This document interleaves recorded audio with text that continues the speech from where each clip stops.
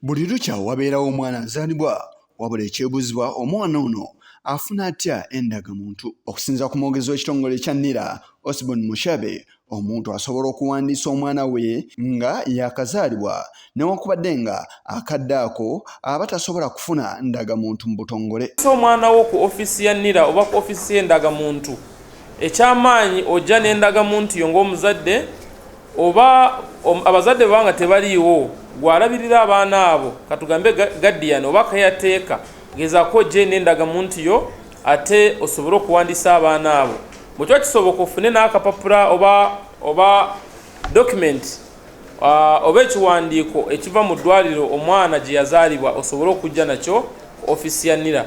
Awo tuba tusobola okuteeka omwana oyo mu system ne tumuwandiika then ne tumuwa enamba gye tuyita NIN mu luzungu kye tuyita National Identification Number. Mushabe era ategeeza nga bw'otateekeddwa kugenda na mwana ono okumuwandiisa mu kifo kyonna kye bawandiisizaamu abantu. Bw'oba olina omwana nga tanaweza myezi 9 naye nga wo osobola okumuleka ewaka n'ojja n'otuwa details ne tumuwandiika ne tumuteeka mu system. Teweetaaga kujja naye kuba abaana bulusi baba bakyali bato nga tosobola kutambula naye buli wamu mu tawuni oba mu district eyo yonna gy'oli.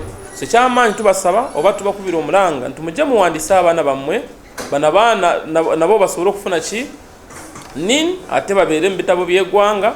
Bwe waza emyaka 16 bwe tujja okuddamu tukole ki tubawaye endagamuntu naye for now mujje muwandiise abaana. Onera alaze ensonga lwaki omwana ono yandiwandiisiddwa akadde nga kano. Omulenzi ojasanga etandika ne CM bw'abeera omuwala osanga nga etandika ne CF naye bw'aba amaze okufuna enamba eyo oyo omwana enamba eyo gye tuyita NIN ebeera yekka ate esobola omuyamba okufuna passport ate n'ekirala esobola n'otuyamba okugezaako okulwanyisa okukusa abaana mu luzungu kye tuyita child trafficking ate n'ekirala kituyamba ffe ng'eggwanga okumanya abantu be tulina mu records. Omwana oyo bw'akula tuddamu ne tumuwa kye tuyita update ne tumuwa endagamuntu. So bwe tuwandiisa abaana Uganda bonna nabo bennyini abaakazaalibwa katugambe olunaku lwa leero naye tetusobola kubawa ndagamuntu nga tebanaba kuweza myaka 16 naye tubawa ki NIN ate basobozesa okufuna obuweereza oba services zonna mu ggwanga. Mushabe era akonyeeko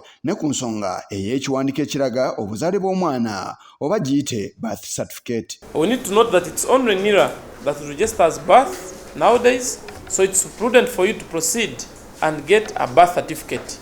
What we need to know, the moment when you are registering a child, that process is free.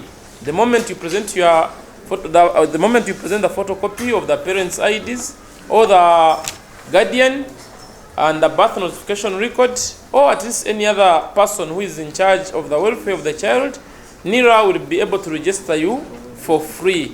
But when you are coming to register for a birth certificate, that's when you will incur a cost. And for birth certificates, we only pay 5,000 shillings and it has to be through the bank. Yise Chigongo, Kulwa, Channel 44, Oregulo.